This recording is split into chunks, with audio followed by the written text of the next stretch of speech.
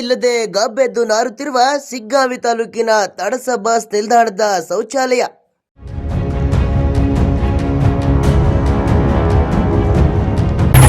Bus ನಿಲ್ದಾಣಕ್ಕೆ ಬರುವ ಪ್ರಯಾಣಿಕರು ಮೂತ್ರ ವಿಸರ್ಜನೆಗೆ ಹೋಗಲು ಆಗದ ಪರಿಸ್ಥಿತಿ ಎದುರಾದರೂ ಗಮನ ಹರಿಸದ ಅಧಿಕಾರಿಗಳು.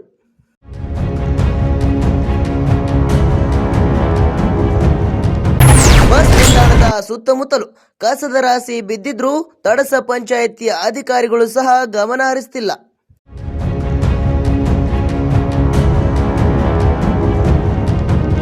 ಹಾವೇರಿ ಜಿಲ್ಲೆ ಸಿಗ್ಗಾಂವಿ ತಾಲೂಕಿನ ತಡಸ ಗ್ರಾಮದಲ್ಲಿರುವ ಬಸ್ ನಿಲ್ದಾಣದ ಶೌಚಾಲಯ ಸ್ವಚ್ಛತೆ ಇಲ್ಲದೆ ಗಬ್ಬೆದ್ದು ನಾರ್ತಿದೆ.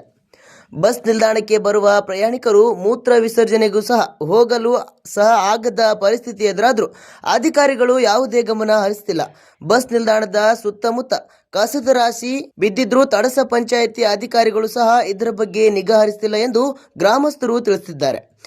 ಬಸ್ ನಿಲ್ದಾಣದ ಅಧಿಕಾರಿಗಳಿಗೆ ಕೇಳಿದ್ರೆ ನಾನು ಏನ್ ಮಾಡ್ಲಿ ಎಂಬ ಉತ್ತರ ನೀಡುತ್ತಿದ್ದಾರಂತೆ.